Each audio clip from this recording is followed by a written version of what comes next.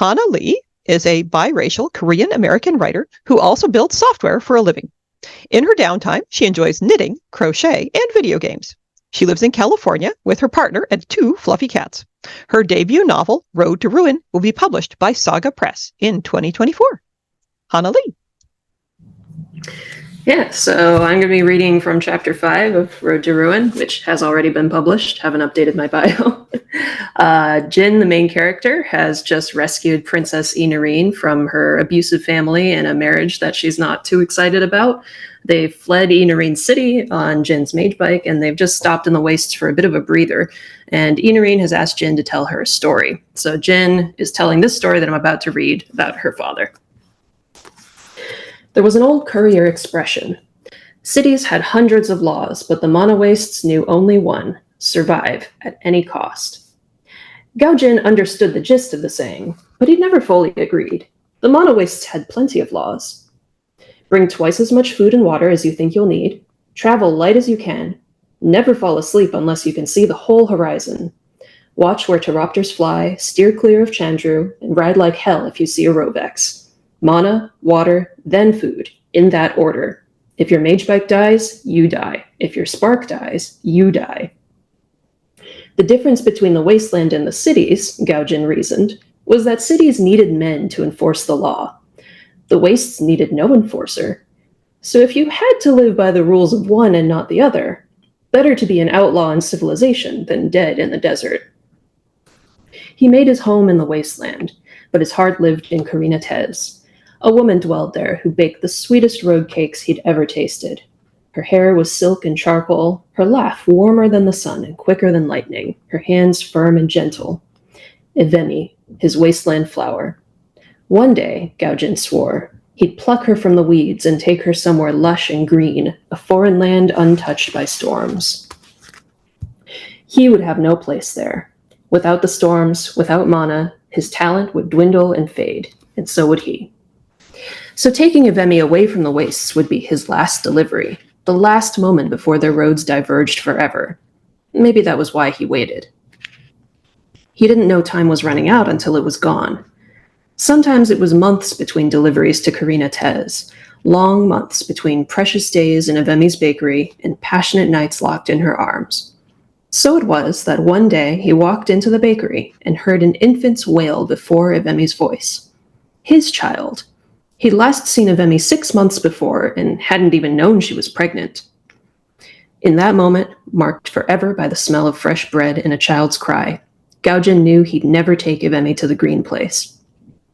She's like you, Evemi crooned, stroking the infant's forehead. Talented, the priests already tested her. The test was simple and reliable. Lower the child into a basin of mana and watch the color of their eyes. If it changed, the child was talented, and their name would be written in the Tezaros, the register of Karina Tez's full citizens. Otherwise, the baby was returned to its parents like a shameful cast-off for them to do with as they pleased. Sometimes that involved another basin at home full of water instead of mana. Gaojin held his infant daughter and wept. If only she'd failed the test. He knew what the priests of Karina Tez would never accept. Talent wasn't a gift, but a curse. It sentenced her to a life in the wastes, a life among storms.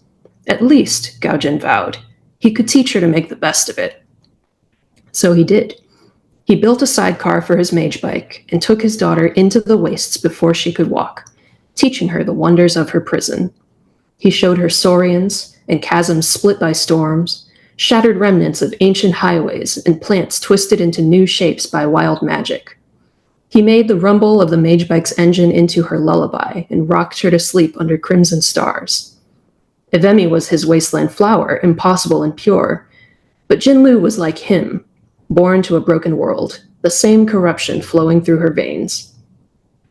But the laws of men were changing.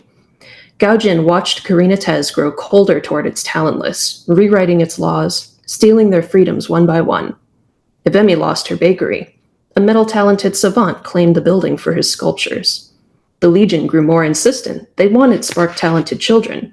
Knights were dying in the wastes, falling prey to bandits and errant storms, and not enough children with the spark were being born to replace them. We need to leave, Evemi told Gaojin, her voice trembling. I've had enough of this. We can't stay here. The priests, they'll take her from me. So Gaojin made arrangements. One last delivery to earn enough moon to pay Ebemi's debts and build a new life in Karina's soul. He'd never smuggled drugs before, but scraping together the coin from smaller jobs would take too much time. He needed a windfall.